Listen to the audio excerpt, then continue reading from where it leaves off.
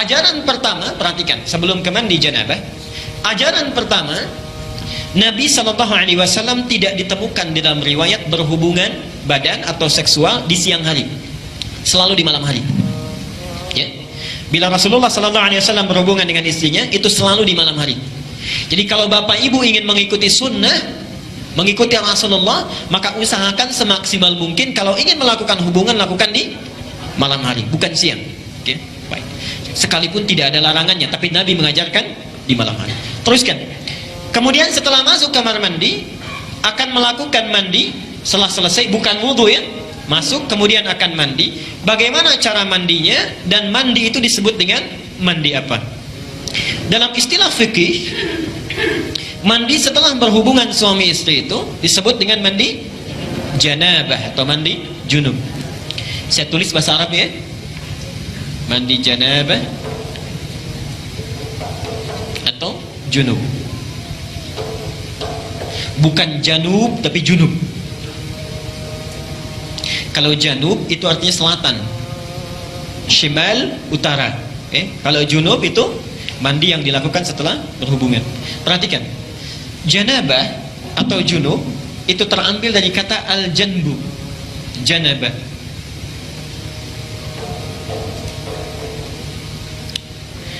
Yang berarti sisi satu bagian atau pinggir tertentu. Sisi satu bagian atau pinggir tertentu. Karena itu orang Arab kalau mengatakan saya di satu sisi, kamu di sisi yang lain. Ana fi hadzal janib wa anta fi janibin akhar. Jelas ya? Satu bagian tertentu.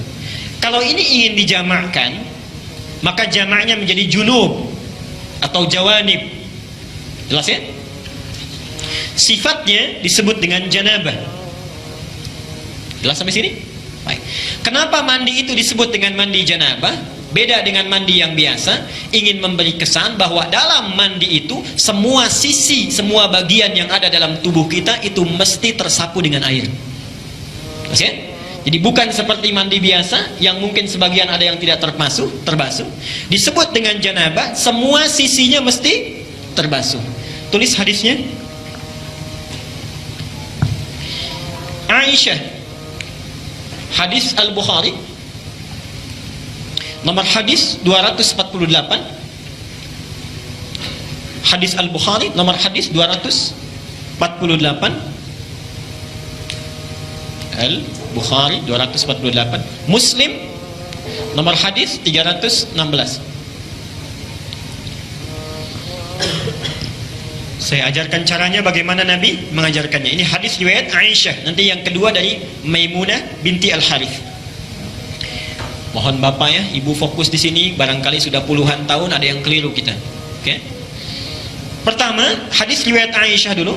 Rasulullah SAW ketika beliau hendak mandi janabah, itu yang dilakukan adalah menuangkan air dulu, membasuh kedua tangannya. Ya? Jadi dua tangannya dulu dibasuh. Kemudian setelah itu, ini gambaran umumnya, beliau berwudu seperti wudunya untuk sholat. Jelas sampai sini? Basuh tangan, berwudu seperti wudu untuk sholat. Yang ketiga, dari bejana yang sudah disiapkan itu, kalau kita mungkin gayungnya sudah ada, mengambil sebagian air, kemudian menyela-nyela rambutnya, diratakan dengan tangannya. Jadi tidak langsung menyiram air Pak ya. Tidak langsung menyiram air Ibu ya. Jadi yang pertama ingat, air diambil untuk basuh tangan kita dulu. Yang kedua apa? Berwudu seperti wudu untuk salat. Sebentar Pak, itu riwayat hadis Maimunah. Oke, saya sampaikan bagian pertama dulu. Nanti diperinci di Maimunah binti Al-Harith. Yang kedua apa? Berwudu dulu. Yang ketiga apa? Menyela-nyela kepala atau rambut ya, rambut kita. Yang keempat, kemudian mengambil air, membasuh, menyiramkan di kepala keseluruhan. Belum ke sini dulu, belum ke badan ya. Baik. Saya ulangi pelan-pelan. Satu, mencuci tangan. Kedua, berwudu seperti untuk sholat. Ketiga, menyela-nyela rambut, meratakan keseluruhan. Keempat, menyiram rambut keseluruhan di kepala. Setelah itu, baru disiramkan secara keseluruhan. Jelas sampai sini? Disiramkan secara keseluruhan menggunakan sabun dan seterusnya. Ini gambaran hadis yang pertama yang umum sifatnya. Oke, baik. Coba kita lihat. Dulu di sini. Nah, sekarang kita lihat bagian yang kedua. Ini riwayat siapa tadi? Aisyah radhiyallahu anha. Sekarang Nabi SAW ketika tinggal di rumah Maimunah, okay, kemudian setelah itu berhubungan dengan Maimunah binti Al-Harith, salah satu istri beliau. Kemudian Nabi SAW melakukan mandi janabat saat itu. Hadisnya diriwayatkan oleh Maimunah dari Abdullah bin Abbas. Abdullah bin Abbas di Al-Bukhari nomor hadis 265. Perhatikan. Sebentar, saya menyimpang dulu pelan-pelan. Ibu masih ingat Bapak kisah Ibnu Abbas itu? Anaknya usia berapa tahun? Baik, silakan cek pertemuan kita yang lalu, hadis Abu Daud nomor hadis 1365 itu ya. Ibnu Abbas dalam usia 4-5 tahun itu memaksa ingin tinggal di rumah bibinya Maimunah. Jadi Maimunah ini bibinya Ibnu Abbas. Tinggal di sana, ingin melihat bagaimana sifat bangunnya Nabi dari tidurnya sampai tahajud. Saya pernah terangkan ini ya. Baik. Ibnu Abbas memperhatikan itu, berdiri di depan kamar Nabi, diperhatikan bagaimana kira-kira Nabi bangun tidurnya. Sampai kemudian tahajud, diajak beliau untuk menunaikan tahajud. Ternyata tidak berhenti sampai di situ. Kelak kemudian hari, Ibnu Abbas ini karena sungkan bertanya kepada Aisyah kan, kalau Maimunah itu bibinya, bertanya kepada Maimunah bagaimana caranya Nabi SAW bermandi janabat.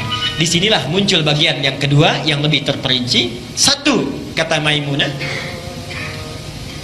Nabi SAW bila hendak beliau bermandi janabat, perhatikan, satu, mengambil air dengan tangannya, okay? Lalu kemudian mencuci kemaluannya dengan tangan kirinya, okay? Nah, kalau Bapak tadi sampaikan, kalau ingin cari referensinya, itu bukan riwayat yang Aisyah, tapi riwayat Maimunah binti Al-Harith. Ini bagian yang pertama. Yang kedua, hampir mirip dengan yang tadi, menyela-nyela bagian rambutnya, okay? Bagi perempuan ada dua cara. Boleh diikat, dikepang, karena Maimunah itu juga pernah diikat, dikepang. Langsung bertanya pada Rasulullah, ya Rasulullah, apakah saat mandi perlu aku uraikan rambutku? Kata Rasulullah, tidak perlu, cukup kamu guyur semuanya itu, dan bila telah merata sah mandimu. Jelas ya? Baik. Kemudian setelah diratakan, lebih baik kemudian bisa diuraikan. Setelah itu selesai, kemudian diguyur, selesai sampai sini, baru kemudian berwudu seperti wudu layaknya sholat. Tapi kaki belum dibasuh. Kaki belum dibasuh. Saya ulangi, ambil air, basuh kemaluan dengan tangan apa? Kiri. Setelah itu menyela-nyela kepala. Setelah itu ambil air, kan?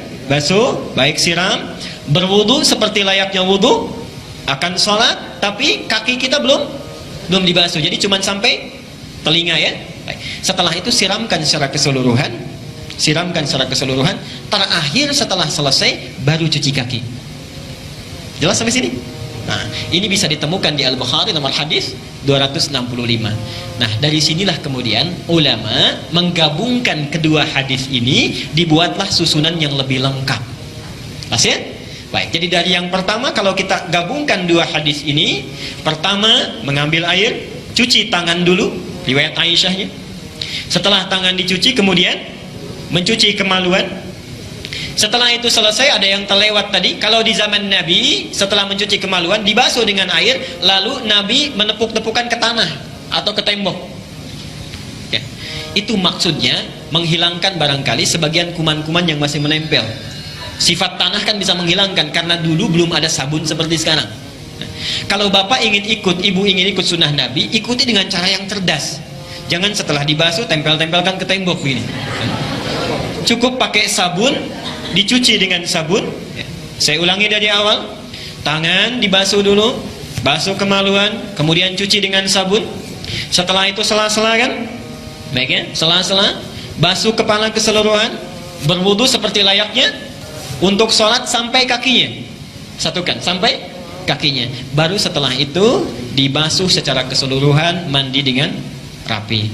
Kalau sudah dilakukan, tidak perlu wudu lagi ya, tidak perlu wudu lagi. Ada sahabat bertanya, ya Rasulullah, apakah saya perlu setelah mandi janabat itu berwudu kembali? Kata Nabi, harus seperti mandi apa lagi untuk membersihkan? Bahasanya metafor, harus seperti mandi apa lagi? Artinya setelah wudu setelah mandi tidak perlu wudu lagi. Jelas sampai sini? Baik. Kalau sudah jelas, kita berhenti dulu di sini, kita diskusi dulu. Nanti bila ada tidak ada pertanyaan, kita bahas 5 sampai 10 menit sampai keluar kamar mandi. Kalau ada pertanyaan barangkali kita bisa uraikan atau dalami dulu. Silakan, Pak. Dari depan dulu. Ibu yang ada ingin bertanya nanti silahkan. Setelah itu dari belakang. Setelah ini kalau ada yang ingin dituliskan silahkan disampaikan ke depan. Silakan, Pak. Assalamualaikum warahmatullahi wabarakatuh. Ustaz, mau bertanya sedikit aja Ustaz. Kalau seandainya kita pas wudhu itu, selesai wudhu kemudian batal gitu, kemudian kita wudhu lagi atau langsung meneruskan mandinya itu sampai dengan selesai, nanti kalau mau sholat baru wudhu lagi. Demikian, terima kasih Ustaz. Assalamualaikum warahmatullahi wabarakatuh. Assalamualaikum. Ini saat mandi, Pak ya. Saat mandi batal. Ini tahapannya. Jadi kalau kita ambil urutannya, setelah kemudian kita mengguyur, kemudian berwudu, dalam proses itu batal. Misalnya apa yang perlu dilakukan? Baik, kita telah ketahui bahwa hal-hal ada yang membatalkan wudu, yang telah kita ketahui bersama. Saat itu batal, maka diulangi dari awal untuk berwudunya saja. Untuk berwudunya saja. Karena kita masuk kepada tahapan wudu. Ya. Selesaikan itu, ulangi dari awal, selesaikan. Kalau kemudian setelah itu kita mandi secara keseluruhan, maka kemudian terpegang atau ada apa dan sebagainya, itu tidak memengaruhi wudunya. Tidak memengaruhi wudunya karena telah masuk kepada fase mandinya. Jelas sampai sini? Baik. Dan kalau sudah mandi tidak perlu wudu lagi. Sekalipun mungkin mohon maaf ya, mohon maaf sebesar-besarnya saat mandi ada yang terpegang dan sebagainya, ya. Dalilnya At-Tirmidzi, hadis At-Tirmidzi nomor hadis 107. Jami' At-Tirmidzi, ada yang menyebutnya Sunan At-Tirmidzi nomor hadis 107. Bila sudah mandi tidak perlu wudu lagi. Jelas saya kira? Baik. Bapak tadi silakan sebentar Bu ya. Silakan. Tidak bisa berada. Assalamualaikum warahmatullahi wabarakatuh. Ustaz mau nanya, tadi kan katanya kamar mandi itu kan tempatnya setan. Kalau kita berwudu katakanlah mungkin di rumah kita nggak ada tempat wudu khusus, kita ngambil wudu di sana, itu gimana hukumnya? Kedua, waktu kita mandi janabat tadi, apakah setelah rambut kita basah, apakah mengikuti siram kanan dulu atau kiri atau langsung semua? Terima kasih. Assalamualaikum warahmatullahi wabarakatuh. Assalamualaikum. Untuk berwudu, kalau kita memiliki tempat wudu, mid'at atau daratul miyah, ya, itu maka sebaiknya dilakukan di tempat wudu. Tapi kalau tidak ada, di kamar mandi pun tidak apa-apa. Karena Nabi pun kadang-kadang berwudu di kamar mandi, fil hammam. Dan hadis ini menunjukkan bahwa Nabi berwudu di kamar mandi. Karena itu diajarkan doanya, bagaimana saat masuknya supaya dihindarkan dari pengaruh-pengaruh setan. Diboleh berwudu di kamar mandi dengan menghilangkan segala hal-hal yang buruk pada saat itu. Yang kedua, mendahulukan yang kanan kemudian mengikuti yang kiri, itu bagian dari adab. Bagian dari adab. Tapi di hadisnya tidak disebutkan apakah kanan dulu atau kiri dulu. Langsung mengguyur keseluruhan. Tapi ulama memberikan adab kepada kita, sebaiknya dilakukan yang kanan dulu, kalau sudah merata dengan baik baru yang kirinya, baru setelah itu keseluruhannya. Tapi kalaupun ada yang melakukan keseluruhan sekaligus, itu sudah dianggap sah. Jelas saya kira ya? Baik. Silakan Ibu. Baik. Haid dengan nifas, ataukah sama ataukah tidak? Baik. Ada sementara ulama yang menyamakan, tapi pendapat yang paling kuat yang membedakan. Pendapat yang paling kuat membedakan dalam beberapa hal tertentu saja. Beberapa hal tertentu saja. Bagian yang pertama adalah dipastikan dulu sudah bersih keseluruhannya. Ya. Sudah bersih keseluruhannya. Baik. Bagian yang kedua, kalau yang tadi mohon maaf mandi janabat membersihkan kemaluan, maka diantara mandi haid dan nifas itu membersihkan darahnya dulu. Ya. Sebagian kalau masih ada yang tersisa, selebihnya itu sama dari awal sampai akhirnya. Jelas ya? Baik. Ada yang lain? Ibu silakan dari dekat dulu barangkali. Assalamualaikum warahmatullahi wabarakatuh. Ya.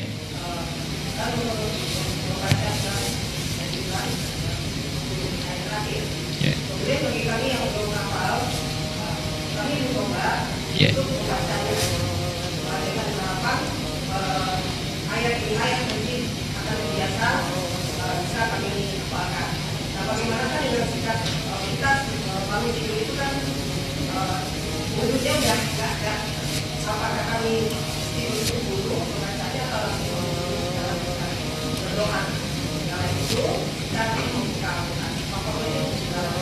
Baik, baik, baik. Ibu bagus Bu ya pertanyaannya. Saya pernah ditanya begini Bu. Ada seorang saat talim di Al-Azhar, seorang ibu bertanya pada saya, Pak, suami saya, maaf saya itu sakit sampai nggak bisa sholat dengan sempurna saat sakit itu. Apakah saat saya sholat dengan bertayamum dan terbaring sholat saya sah? Saya bilang, Ibu, sebelum bertanya berbahagia dulu dan bersyukur. Ibu sakit masih ingat sholat. Ada orang sehat nggak ingat sholat. Oke? Jadi ibu belum bisa baca, sudah ingat mau baca. Ada orang yang hafal bahkan tidak baca. Oke? Jadi bahagia dulu dengan itu. Bisa dilakukan dengan cara yang lain.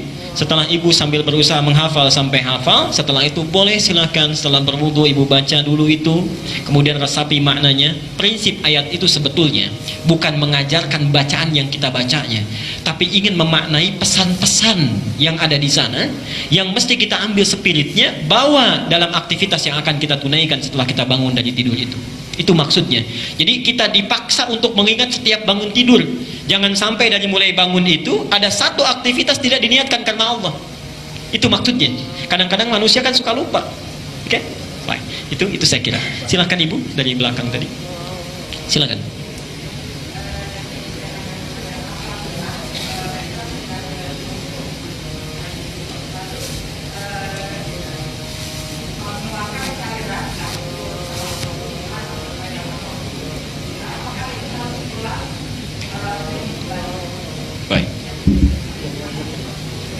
Waalaikumsalam warahmatullahi wabarakatuh. Ini baik pertanyaannya. Baik, mari kita lihat dulu. Cairan ini kan ada macam-macam ya. Kalau laki-laki nanti ada mandi, ada madhi, itu berbeda ya. Hadis Nabi SAW, bila cairan bertemu dengan cairan, maka wajib baginya mandi ya. Maka bermimpi bapak keluar misalnya cairannya terlihat ya, yang sudah kita pahami, maka wajib mandi. Kalau suami istri sekalipun misalnya maaf ya tidak terhubung di antara keduanya tapi mengeluarkan cairan, itu juga wajib mandi ya, di antara hubungan seksual itu. Sekarang ada pertanyaan yang sangat bagus. Bila kemudian telah mandi, selesai gitu kan, keluar itu, maka apa yang perlu dilakukan? Mandi lagi atau tidak? Kita lihat dari sebab keluarnya. Lihat dari sebab keluarnya. Kalau keluarnya itu didasarkan pada pikiran-pikiran yang kurang baik tadi, muncul ini dan sebagainya, atau bahkan sesuatu yang dilarang, maka diulang dia. Tapi kalau misalnya itu mengalir begitu saja, tidak diketahui, cukup dibasuh kemudian berwudu kembali. Cukup dibasuh, berwudu kembali. Dan pendapat kedua itu yang paling baik. Jelas ya, saya kira. Baik, silakan Pak. Apakah wajib hukumnya sebelum mandi junub berwudu? Baik, apakah wajib hukumnya sebelum mandi junub itu berwudu? Para ulama berselisih pendapat di sini, tapi pendapat yang paling kuat hukumnya tidak wajib. Dan sah sekalipun dia tidak berwudu, mandinya tetap sah. Apa dalilnya? Buka Al-Maidah surat kelima ayat ke-6. Wa in kuntum junuban fattahharu. Wa in kuntum junuban fattahharu. Dan jika kalian telah berhubungan suami istri, melakukan junub, fattahharu, maka mandi besarlah dengan bersuci. Tidak disebutkan wudunya. Kenapa tidak disebutkan wudunya? Ayat ini kan membagi kepada 3 bagian. Satu, ayat tentang wudu. Ya ayyuhalladzina amanu idza qumtum ila sholati faghsilu wujuhakum wa aydiyakum ilal marafiq wamsahu bi ra'usikum wa arjulakum ilal ka'bain. Bagian yang pertama, kan? Bagian yang kedua, ketika tidak menemukan air, maka diminta untuk bertayamum. Fa illam tajidu ma'an fatayammamu sa'idan thayyiban, kan? Bagian yang ketiga, kalau kita kemudian berhubungan, ingin kemudian melakukan mandi junub, redaksinya lain, kan? Wa in kuntum junuban fattahharu. Jika kalian melakukan hubungan suami istri kemudian mandi junub, cukup dengan bersuci secara keseluruhan, fattahharu. Nah, disinilah kemudian para ulama memberikan 2 penafsiran. Satu, kalau ada di antara kita yang tidak berwudu saat itu terlewat, mandi begitu saja, maka sudah dihukumi sah. Maka dihukumi sah. Nah, tidak perlu diulang. Tapi yang paling sempurna dan terbaik adalah mengikuti sunnah Nabi dengan berwudu terlebih dahulu. Itu sepakat ulama di situ. Sekira jelas. Silakan Ibu. Assalamualaikum warahmatullahi wabarakatuh. Ya.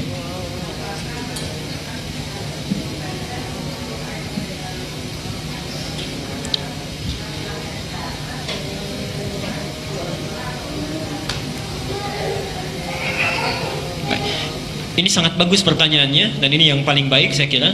Apakah kalau bangun dari tidur setelah berhubungan masih tetap membaca ayat Quran 10 ayat terakhir Ali Imran atau tidak? Oke.